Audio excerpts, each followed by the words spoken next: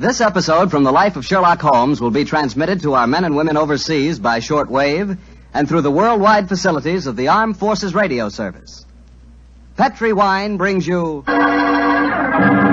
Basil Rathbone and Nigel Bruce in the new adventures of Sherlock Holmes.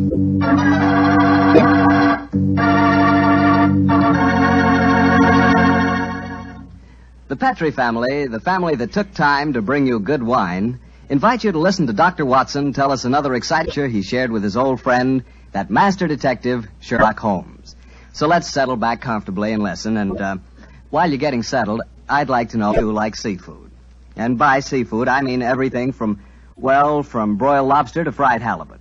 Because if you like seafood, any seafood, you'll love it together with Petri California Sauterne. Fish and Petri Sauterne were made for each other. No kidding.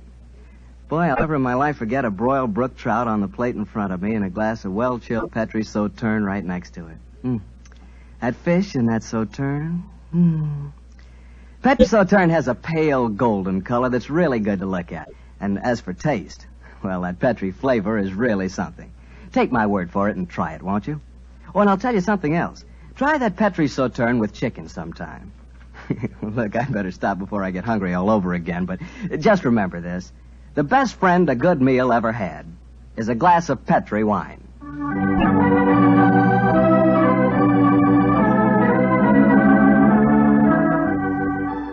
And now let's keep our appointment with the good Dr. Watson. Good evening, Doctor. Good evening, Mr. Bartell. Come over here and join me by the fire. I didn't think it was cold enough for a fire tonight, Doctor. Oh, I suppose it isn't really, but there was one late, so I just couldn't resist putting a match to it. Fire's a good accompaniment to storytelling anyway. Yes, my boy, a fire and a glass of port. Care to join me in one? Thanks, Doctor. So, you're going to tell us a sea story tonight? Yes, Mr. Bartell. The whole adventure took place aboard a small steamer as it plowed through the stormy seas of the Indian Ocean.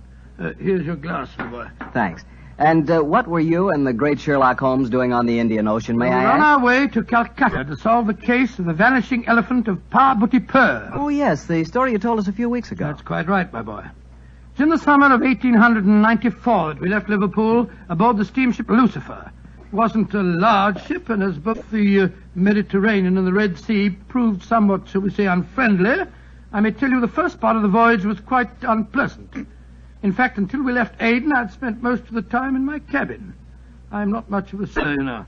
However, as we headed eastward towards Colombo, the weather cleared up a bit, and I came on deck and joined home. I remember on the second night out of Aden, we paced the decks together. The stars above us twinkled, the promise of a bright tomorrow. And the faint tinkle of a piano being played in the passenger lounge formed a perfect setting for an evening stroll. It only seems like yesterday that Holmes said... Watson, it's good to see you on your feet again. Yes, it's good to be on 'em, Holmes. It's been a miserable trip for me so far. The captain told me tonight that we can expect good weather between here and Caravati, our next port of call. I thought Colombo was the next stop. And where is Caravati, whatever you call it? Anyway, I never heard of the place. It's a tiny island in the Indian Ocean. It's a British protectorate. Those are the only facts I was able to glean from the encyclopedia and the ship's library. Did you ask the captain why we're stopping there? No, I didn't. We're traveling incognito. I felt it wiser not to ask too many questions. I find this incognito business something of a strain. Every time a steward calls me Mr. Hamish, I can't think who on earth he's talking to. Whereas I find myself answering to Mr. Mycroft almost automatically. By the way, old chap, now that you're going to mix with the ship's passengers, I suggest that you adopt a Scotch accent. It would seem more appropriate for Mr. Hamish, and I don't want anyone aboard to suspect our true identities. Oh, I'll do my best, but I must say, Holmes, I think you're being unnecessarily mysterious.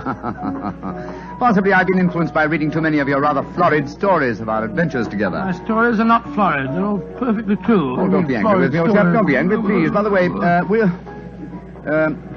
you'll be interested to know that I've unearthed a little mystery aboard this boat. I trust you to do that. Where is she? I mean, well... Oh, you observe that suite of cabins on the bridge deck above us? Yeah? What about them? Well, I've been watching them during my nightly strolls for the past 2 weeks. The suite is occupied and the blinds are never raised. But I've never seen meals taken in there. I presume, therefore, that it must contain a private galley and a cook. I don't see anything mysterious about that. It's probably occupied by some wealthy invalid. Oh, possibly. Another interesting fact is that the occupants are not entered on the ship's passenger list. It all sounds very mysterious. There's probably a perfectly simple explanation for it. In any case, you must save your energies for the problem that awaits us in India. You're Mr. Mycroft now, remember that. I will, Mr. Hamish. Mr. Mycroft? Yes, Mr. Hamish? Would you care to join me for a wee drop of brandy in the smoking room? Mr. Hamish, I shall be delighted.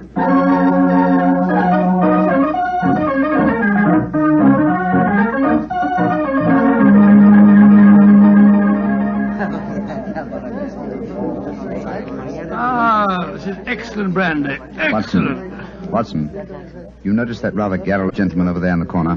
You mean the one at the table with the oriental-looking fellow? Yes, the talkative man is the ship's doctor, but I haven't seen the other gentleman before on this voyage. I wonder if he's an occupant of the mysterious suite on the bridge deck. Let's go over and talk to him, shall we? And remember the accent, Mr. Hamish. And so, Verda, when we landed at Colombo, I decided to take Mrs. Abbott for a moonlight rickshaw drive through the cinnamon gardens. Did you gentlemen want to see me? If you'll excuse us, Dr. Harris, my friend Mr. Hamish and I were having a little argument, and we thought that perhaps you might be able to settle it for An us. argument? Oh, I love a good argument. Sit down, gentlemen. This is Mr. Verda. How do you do, gentlemen? Good evening, sir. My name is Hamish, and this is my friend, Mr. Mycroft. I'm so happy to meet you, gentlemen. Now, how do you know, Mr. Now, gentlemen, tell me what you're arguing about. Well, I love Doctor, a good argument. You see, it wasn't exactly an argument. My friend Mr. Hamish insists that the Suez Canal was built by a Dutchman in 1870. I'm convinced that it was built by Lesseps, a Frenchman, in 1869. We thought you'd know. You flatter me. I'm only a ship's doctor, not an historian. Ask Verdi. He probably knows. Can you settle the question for us, sir? I can, Mr. Mycroft. You are almost correct. The canal was opened in 1869. Though its construction began 10 years previously. De Lesseps, a French engineer, was in charge of the operation. There is a statue of him in Port Said Harbor, built to commemorate his skill and enterprise. Much obliged to you, Mr. Vera. Hamish, I think that I win my bet. Aye, Mycroft, I'm afraid you do, if you're sure of your facts, Mr. Werner. I'm sufficiently sure of them, Mr. Hamish, to venture a small wager myself. No. I think I'll not make any more bets on the subject, thank you. Well, gentlemen, if you will excuse me, I shall return to my cabin now. Oh, don't go. No, don't go, sir. You'll make us feel as if we'd driven you away. Oh, not at all, Mr. Hamish. I enjoyed meeting you both, but I have some letters to write. Good evening, gentlemen. He's a charming person. Charming and extremely knowledgeable. Bit of a bore, if you ask me. You two fellas enjoyed your trip? I'm just beginning to. It takes a little time to get my sea legs, you know. Dr. Harris, how long have you been on this ship? 4 years. This is the third trip east on the Lucifer. Uh-huh. Why? Well, there's something that puzzles me on board this ship. I'm assured that you would explain it to me. And what is it? Well, the suite of cabins on the bridge deck, who occupies them? Wouldn't you like to know? Aye, Doctor, we would, and that's why my friend asked you. Well, I'll tell you. Though it's supposed to be a secret. But there'll be no harm in telling you how, for we're dropping anchor off the island of Cavarati in the morning. In that suite of rooms is the Rani of Cavarati herself. She has her own staff of servants and everything. What do you think of that? Oh, how very interesting. And is the Oriental gentleman who left the table when we arrived part of our entourage? He is, sir. He's the sort of Prime Minister of Cavarati. This whole trip of theirs is very hush-hush. The Rani returning to her country, afraid someone might make an attack on her life. Have to keep it all hush-hush. Cavarati is an island that's had a lot of trouble. You seem to be remarkably well informed about the place, sir. Yeah, I should be. I used to practice there in my younger days. Well, really, how very interesting. Yes, I could tell you strange tales about the island. I remember... Oh, hello. See that fella coming into the lounge? You mean the big man with the grey hair? Yes. That's Sir Christopher Wyatt. Owns all the tea plantations on Cavarati. He's a dull fella, but I'll call him over. Wyatt, come over and join us. Be careful. He'll talk your head off if you give him half a chance. Draw up a chair, Wyatt. We were just talking about Cavarati. It seems to me that would be a good subject to keep away from. At least till after tomorrow, Harris. What do you mean? You know perfectly well what I mean. I should have thought that after your own experience on Cavarati, you would have learned a little discretion. You're talking like a schoolmaster, Wyatt. Why don't you just sit down, have a drink, and be friendly? Thank you. I prefer my own company. Pompous ass. You and Sir Christopher don't seem on the best of terms, sir. I know too much about him. He's afraid of me. That's what he is. Look at this girl coming into the room. Great Scott, she's good looking. Judging by our oriental costume, she must be a member of the Rani's retinue. She's coming to our table. Yes, my dear. What is it? Which of you gentlemen is Mr. Mycroft, please? I am. My mistress sends her compliments and asks that you will call on her in her suite. And who is your miss, may I ask? Her Highness, the Rani of Cavarati. Oh, I shall be delighted. Please tell the Rani that I shall pay my respects without delay. We will join her in a few minutes. Very well, Mr. Mycroft.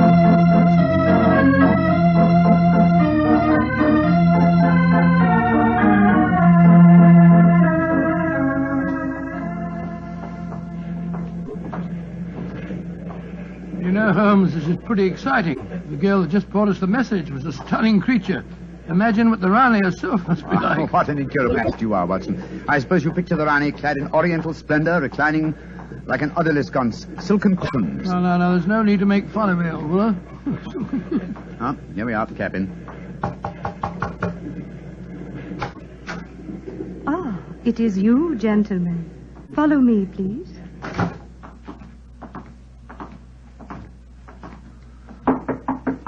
Come in. Her Highness, the Rani of Cavarati. All right, Regina, you can off it. Yes, Your Highness. Well, me lads, don't look so startled. Come in and sit down. Your Highness, What's the matter? What's the matter? Don't I fit into your picture of a Rani? What did you expect? A slant-eyed beauty with a veil and big hips? Well, I've got the big hips, all right. Your Highness. Never mind, Your Highness. Sit yourselves down and talk free and easy like. I may as well begin by telling you that I know who you both are. Mr. Sherlock Holmes and Dr. Watson. Dear me. Oh, I've seen you in the good old days in London, you know. May I ask if our visit is purely a social one, or are you in need of professional advice? Oh, a little of both, Mr. Holmes, a little of both. And we'll start off with being social. Roma, Mem Sahib. champagne. Botachi Mem Sahib. if you pardon my asking you, madam, but I've never seen you before, somewhere. Oh, that's a question I always haven't answered. Yes, you probably have, Dr. Watson. You see, I was in the chorus at Daly's Theatre in London for quite a few years, until the Raja of Cavarati decided I'd look better on his island than I did in front of the footlights. Your husband, the Raja, is dead, isn't he? Yes, he was killed playing polo. Champagne Mem Sahib. Colo. Champagne Pinisector. Acha. He doesn't speak English, so I'll get along with telling you my troubles. Mr. Holmes, somebody's trying to kill me. Kill you? Good Scott. May I ask what reason you have for saying that, madam? You may, Mr. Holmes. Before I left England, I had threatening letters warning me that if I ever went back to Cavarati, I'd never get to the island alive. I got another letter in Port Said that said the same thing. You kept these letters, I trust. No, I didn't. I tore them up. I never did pay any attention to letters that weren't signed. Oh, that's a great pity, madam. Those letters might have been invaluable. Well, it's too late to think about that now, Dr. Watson. Here's what's on my mind. I land at Cavarati in the morning, and if everyone's up to a bit of no good, tonight's their last chance. You destroyed the threatening letters, madam, thereby indicating that you did not believe in the threats, and yet you now appear to feel that you are in danger. I wonder what made you change your mind. The Ace of Spades. Yes? I don't understand you, madam. In the last 2 days, every time I tell my fortune, I get the Ace of Spades. Now, you know what that means. Death. Oh, come now, madam. If you'll pardon my saying so, that's a very childish superstition. Well, the cards have never lied to me yet. Oh, you can laugh at it if you like, but I know. Well, do you mind if I ask you a few questions? Anything you like, Mr. Holmes, fire away. How long is it since you were in Cavarati? About 18 months. We were in England when my husband died, and I couldn't face the idea of going to that island alone. Then 3 months ago, Verda... Oh, he's the chief minister of Cavarati. Yes, madam. We met him for a moment in the lounge. Ah, Long ago. Verda came over to England to persuade me it was my duty as the Rani to go back. I see. As far as you know, have you any enemies among the passengers on board the ship? Oh, that's an odd one to answer, Mr. Holmes. But I can tell you right here in my suite there's someone who doesn't like me. That girl Raduna, the one that brought you my message. She was in love with the Raja herself. I know she hates me, even though she did stay in England after my husband died. How about Ferda, your minister? Oh, he's all right. My husband thought the world of him, and he's been wonderful to me. He came from Cavarati recently, you say, to persuade you to return there. That's right, Mr. Holmes. Well, Bruma seems to be all right after drinking that champagne, so it'll be safe for us to have some now. Champagne omlogido? Botachi Mem Sahib. Oh, I've been burning with curiosity to know why you gave him a glass of champagne a few minutes ago, and yet we didn't have any. Well, surely that's obvious, Watson. Fruma is the official poison taster, isn't he, madam? That's right, Mr. Holmes. He tastes everything I eat or drink before I do. And if it doesn't affect him, then I know it's safe. Berta brought him over to England when he came to fetch me. On the island of Cavarati, poisoning's quite an hobby, you know. There were two people in the smoking room tonight who seemed to know quite a lot about your island. The ship's doctor, a rather garrulous gentleman by the name of Harris, and Sir Christopher Wyatt, who owns tea plantations on the island. Do you know either of them, madam? I should say I do, both of them. Dr. Harris isn't any good. He was on the island a bit, but got into some kind of trouble, and my husband had him thrown out. And how about Sir Christopher Wyatt? Oh, Chris is all right. I saw quite a bit of him in London after my husband's death. As a matter of fact, well, if I weren't going back to Cavarati, I don't think he'd be on the boat at all. He hasn't been there for over 5 years, ever since he had a row with my husband over the wages he paid the native labor. It seemed to me that several people aboard this boat have a personal interest in the island of Cavarati. Interests that might be influenced by your death. Yes, just what I was going to say, madam. I think we should keep an eye on you. Oh, that's just what I was hoping you'd say, Doctor. You see, I'm giving a bit of a supper party tonight. All the people we've been talking about have been invited.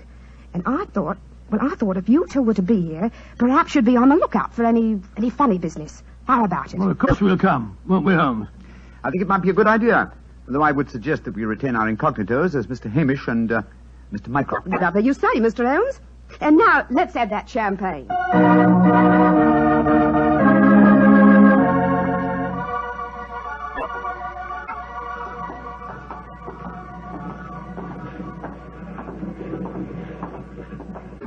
You know, Holmes, I remember the Raleigh when she was in the chorus at Daly's. She looked stunning in tights. There was one night I... Yes, no time, old chap, if you don't mind. At the moment, there's a question I want to ask you. Oh, sir? Is your metal bag fully equipped with all the antidotes to poison? Poison? It's ridiculous.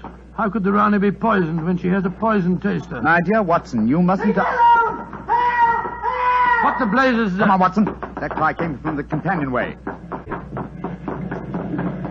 There are two figures struggling by the rail there. Good heavens! One of them has pushed the other down the companionway.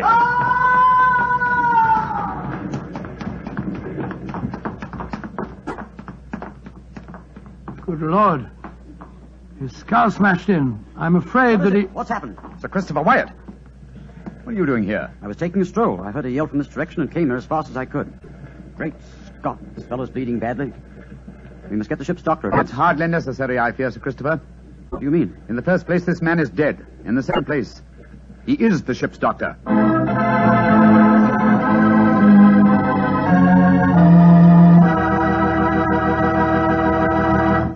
We'll hear the rest of Dr. Watson's story in just a second, so I'm just going to ask you to do one thing for me. Well, I should say for yourself. Tomorrow night, if you're having meat or any meat dish for dinner, why not open up a bottle of Petri California Burgundy? That wonderful, rich, red Petri Burgundy will turn your dinner into a real feast. You see if it doesn't. Because there's nothing like a good wine with good food. And I know you only gets good food, and I know that Petri Burgundy is a good wine. In fact, it's a perfect mealtime wine. Try it and see. And now, Dr. Watson, tell us what happened next. You said you found the ship's doctor dead at the foot of the companionway? Yes, Mr. Bartell. His neck had been broken instantly. Imagine there was a good deal of excitement aboard. No, my boy, as a matter of fact, there wasn't. We managed to get the body back to its cabin without attracting attention. Holmes, after revealing his true identity, was able to persuade the captain to hush up the killing until after the Raleigh's party had taken place. Oh, he didn't want to scare the murderer, I guess. What happened next, Doctor? Holmes and I returned to our cabin to dress for the party. Holmes, I remember, was in a state of suppressed excitement. He spoke quietly and deliberately. Watson, surely it's obvious why the doctor was murdered. Oh, it isn't obvious to me. It's elementary, my dear fellow. If you are planning a subtle murder by poison, how wise to remove the one man who might save the victim's life, a doctor. Oh, you keep harping on poisoning. It seems to me that to be the last way a murderer would try to dispose of the Rani. Everything she touches is first tested by the poison tester. Exactly. That's why I call it a subtle murder attempt. Didn't you notice the physical attributes of Frumer, the poison tester? Which in particular, Well, Holmes? his unusually glossy hair, his remarkably clear complexion, his plump figure. Look here. Just one thing, will you? What's that? I presume that in your medical bag you have a supply of magnesia. Naturally? Do you also have hydrated ferric oxide? Yes, I do. Splendid. Then it's for your party. Oh, funny things to take to a party, I must say. That's true, my dear fellow, but I'm afraid that this party may not prove as convivial as the Rani thinks.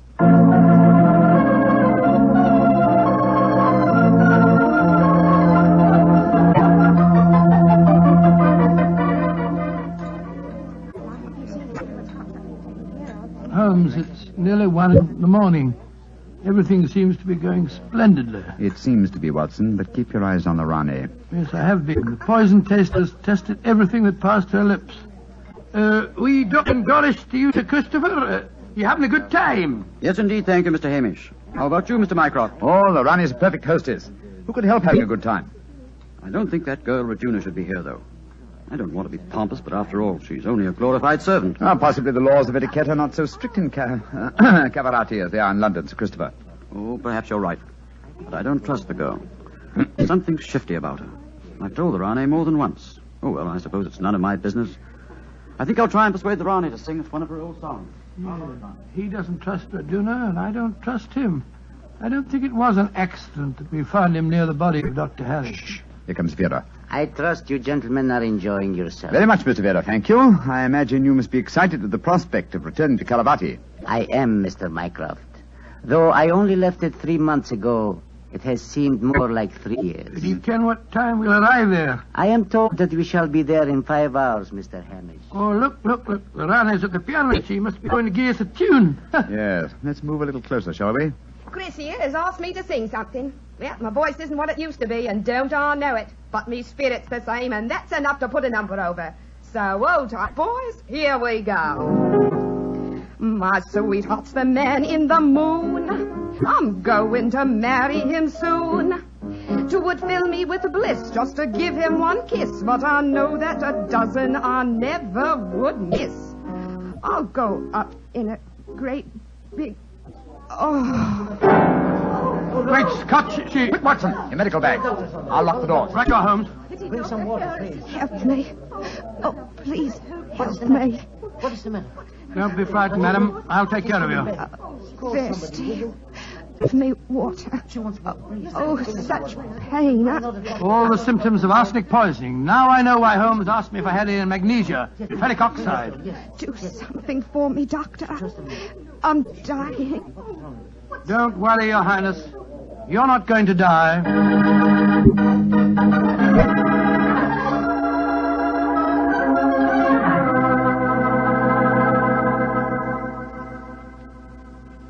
She's going to live, Holmes. Ah, gracious me, I'm tired. It's touch and go there for a while, though. Well done, Watson, old chap. Well done. Now that she's out of danger, why can't we all go back to our cabins? It's nearly dawn, and we've been locked in here since 1 o'clock. We've no right to do this, you know. Possibly not, Sir Christopher, but there's a murderer in this cabin, and I don't intend to let him escape. Mr. Holmes, what happened? How could I have been poisoned when Frumer tasted everything first? Why wasn't he poisoned? For a very simple reason, Your Highness. The murderer has been conditioning Frumer for over a year.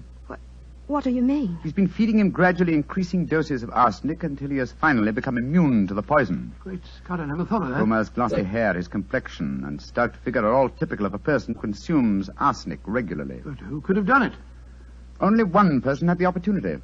Well, tell us who that person is. No, not you, Sir Christopher, not you. For you haven't been on the island for years, whereas Frumer returned from Caravati but 3 months ago. Raduna has also been in London with her mistress for the past 18 months, remember? The answer is obvious. You did it, Verda. You brought the taster over when you came to fetch me. You'd prepared him for the year beforehand. Of course I did. No white Rana will ever rule over Cavarati. And you murdered Dr. Harris. Equally true. Mr. Holmes, give me the key to the door, please. Oh, no. What? Do not come near me. Oh. Please throw it on the floor. Do not hesitate. You see this revolver? I should have no compunction in using it, I assure you. How do you expect to escape, Vera? The key, please. Thank you. You'll never get away with this, Verda, you devil. But I shall. We are now in the harbor of Cavarati.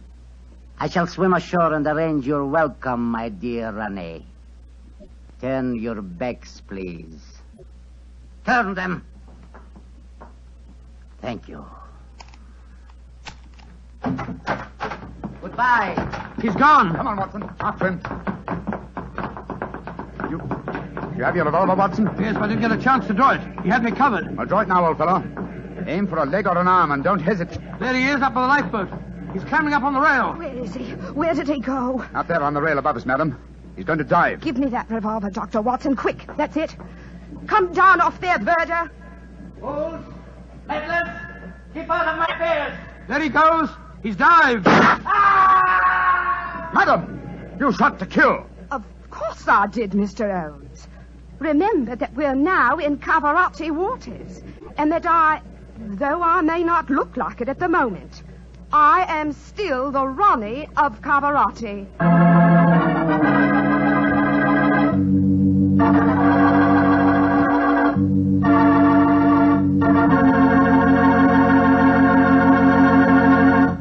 Say, that was a swell story, Doctor. It had a lot of color and quite a bit of action. Color and a bit of action. Well, I'm glad you liked it, my boy. Oh, I did.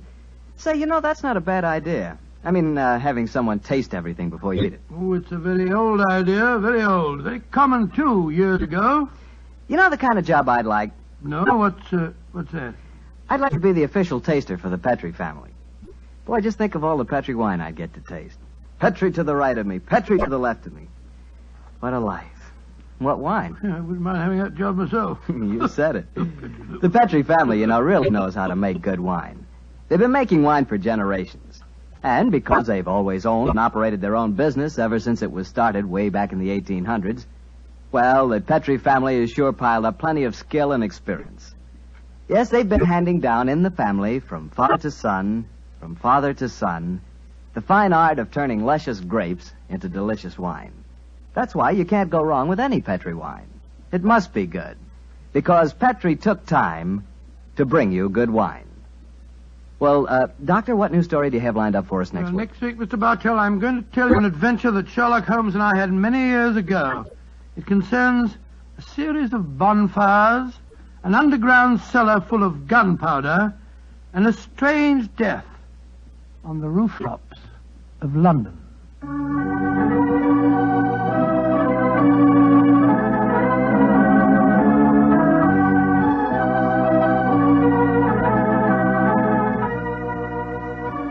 Tonight's Sherlock Holmes adventure is written by Dennis Green and Anthony Boucher and was suggested an incident in the Sir Arthur Conan Doyle story, The Adventure of the Mazarin Stone. Mr. Rathbone appears through the courtesy of Metro-Goldwyn-Mayer, and Mr. Bruce through the courtesy of Universal Pictures, where they are now starring in the Sherlock Holmes series.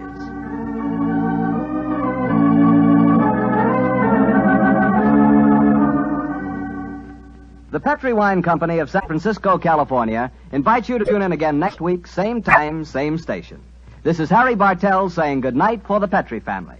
Sherlock Holmes comes to you from our Hollywood studio. This is the Mutual Broadcasting System.